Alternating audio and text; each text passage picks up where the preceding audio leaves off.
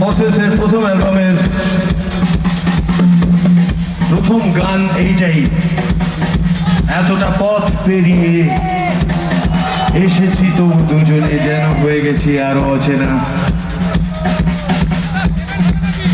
বাংলা সঙ্গীত নিশ্চয়ই, আর আমরা যারা সঙ্গীতের শ্রোতা,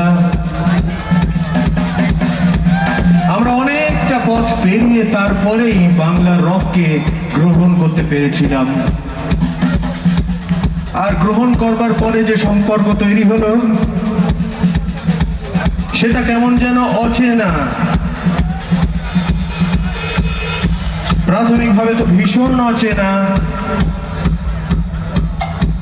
তারপর মনে হলো এই যে অচেনা লাগছে এর মধ্যে কোথাও একটা সত্য আছে। খুব মেকআপ করে রাখা, খুব কসমেটিক সৌন্দর্য এটা নয়। কোথাও গিয়ে যেন খুঁতগুলো চোখে পড়ছে একে অন্যের। তখন মনে হলো যে এসব জিনিস তো কবিতায় ছিল, এসব তো কাহিনীতে ছিল, মাঝে মাঝে চলচ্চিত্রে ছিল, তাহলে এরকম নিষ্ঠুর ভাষায়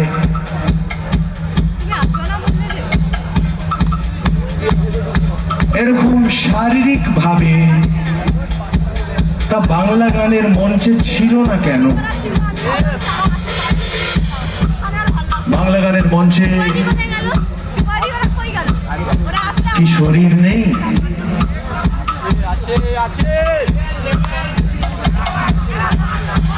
বাংলা গানের মঞ্চে কি যে কথাটা বলতে ইচ্ছে করে সে কথাটা বলতে নেই?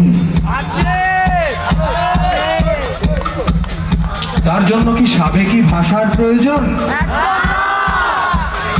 তার জন্য কি এমন কোন উচ্চারণের প্রয়োজন যে উচ্চারণ ভীষণ পরিশীলিত?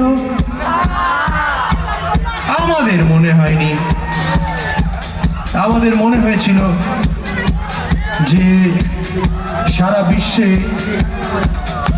যখন